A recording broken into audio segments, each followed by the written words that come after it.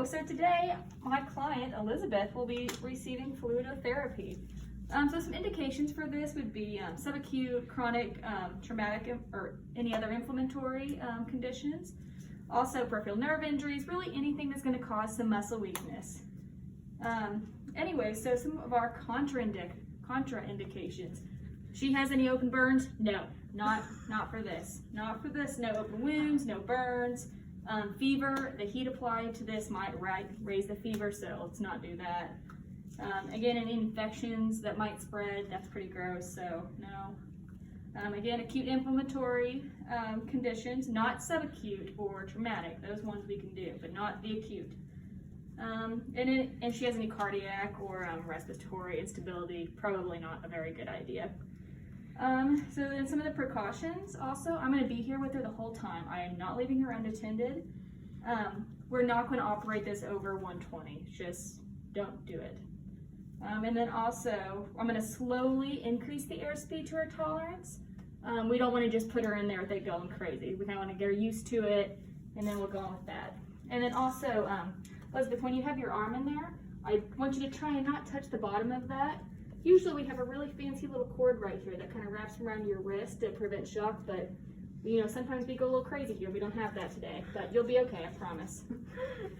Anyway, so if you'd like to come over here and look at this device, so we've got, let me go all the way to the top. So we're gonna do it 10 minutes for right now. Usually we can do 10 to 20, just depends. Temperature, we're gonna keep that at 115. You can do it between 114 and 116, but like I said before, we do not go above 120.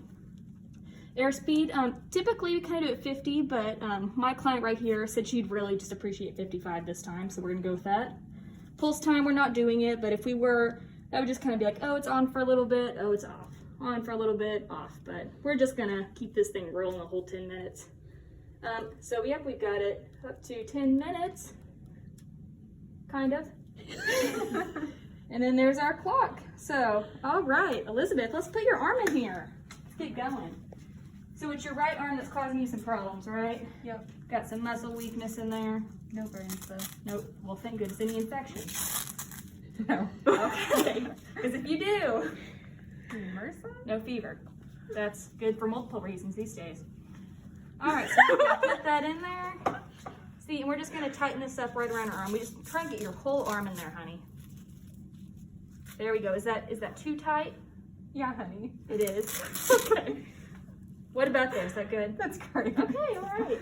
So again, just try not to touch that bottom. We don't want anyone getting shocked here.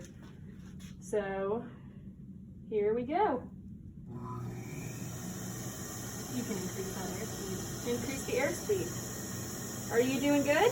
Oh, I'm great. Okay, awesome. All right, well, it looks like it's been 10 minutes, so we're gonna turn this sucker off. Okay, let me come over here. Sometimes this thing goes a little crazy, so we gotta be real careful when we take this off. Ooh, maybe that's, there we go. All right, so I'm just kind of shake that off. There we go, yeah. Okay, wow. You know, your arm's a little bit red, but you know, this is quite a bit of heat right there. But can you move your arm a little bit? Give me a little worm. Wow, range of motion in that wrist. See a little in the elbow.